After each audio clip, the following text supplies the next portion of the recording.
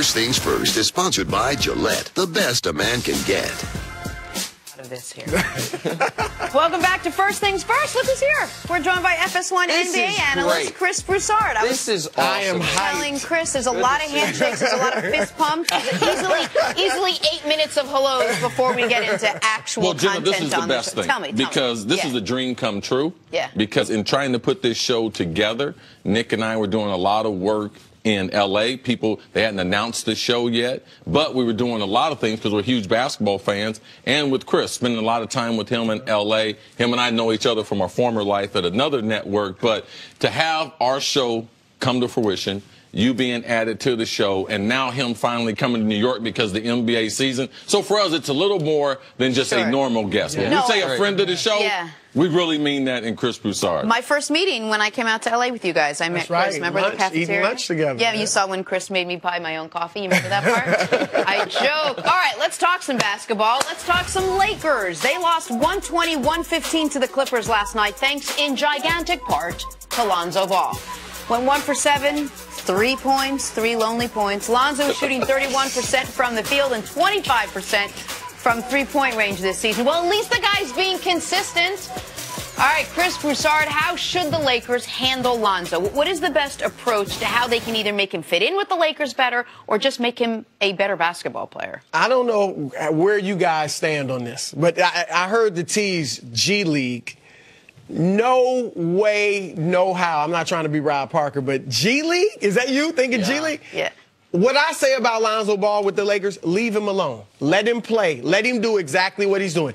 He is averaging 9 points, 7 assists, 7 rebounds. I know his shooting is horrible, but he's become the youngest player ever to have a triple-double. He's had 2 triple-doubles, the first Laker since Magic Johnson, maybe the first rookie overall in 20 games. His second game, he goes for 29 points, falls, 1 assist or shy of a triple-double. Yeah. And we're acting like he's been horrible. Now, if you look at the history of the NBA, there have been tremendous point guards who struggled early. Steve Nash came off the bench his first 2 years. Gary Payton averaged 8 points, 6 assists his first 2 years. Chauncey Billups was with 4 teams and a bust for 5 years before going to Detroit. But none of those guys were anointed the way this guy was, that he was going to come in and be the next fresh face of the biggest team on in one of the biggest cities. And that's the problem. Stories. Right. Because of his dad, there is over scrutiny. And because of the Lakers and Magic. Lakers. I mean, it's Magic it was like a domino. Magic Johnson just took over. They made it, but man, we want this kid. He's an L.A. kid. We figured if they want, I mean, they needed showtime. But one thing that I want to point out that I think has become a detriment, that was a skill set that you and I, because we went to watch him play live at UCLA, Poly Pavilion. We saw it. He was such an unselfish player. He'd get the rebound, or someone else get the rebound, give it to him. Man, he was apt to throw the ball 45 feet up. But that doesn't transfer to the pro game. And you don't see him doing that. So something that used to be a huge plus for him, I see him every game make the same mistakes over and over. You're the point guard. Yeah. Run the offense. Push the tempo. You can't throw the ball up the way you used to. So for me, my biggest problem is, no, I don't want him to go to the G League. I just want him to play smarter. I want the coaches, and I worry about that with that young staff. Yeah, play him, but play him the right way. And you have to play him at the end of games. The reason why, because the overall value, if you have success with him, it doubles because they're in critical times. And visually, it's not good for a superstar player to be sitting there watching the fourth quarter for the most part in these critical games. All right, and as you were saying that, they were showing highlights of him playing at the end of the game and taking 2 terrible three-pointers. Now, I agree with you. If he's going to stay up on this level, he needs to play at the end of games, but that's what they're going to get from him. You mentioned 9, 7, and 7. This is points, rebounds, assists. I'm going to give you a different set of numbers. 31%, 24%, 43%.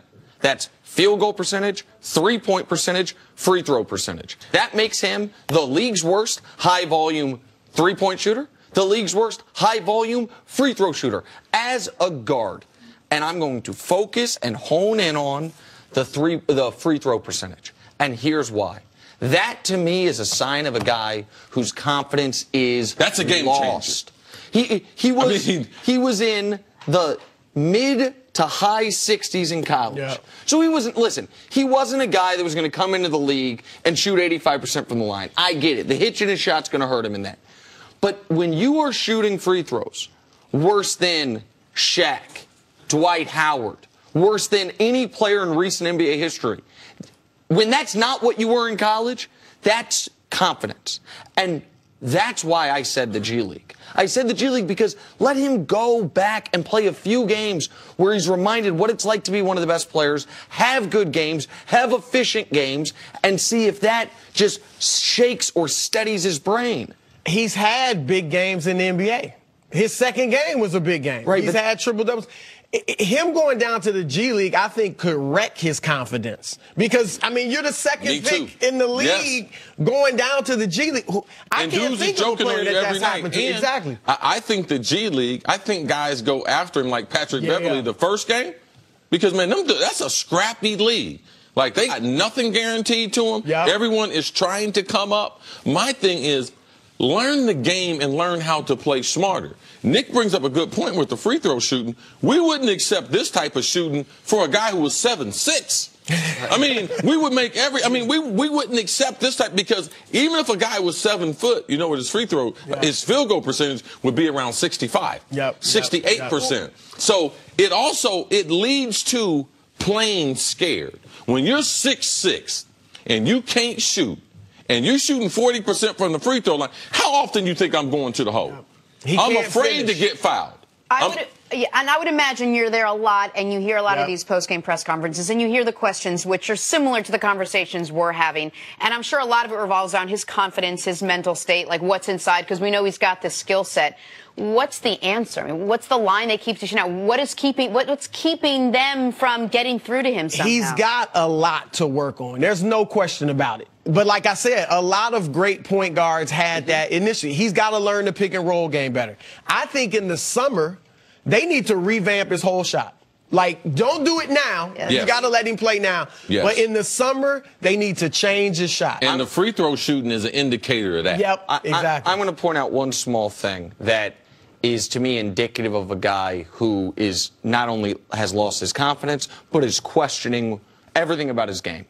And that is the propensity with which he's taking threes. The last 10 games, half of his shots have been three-pointers, despite the fact that he is the league's worst three-point shooter.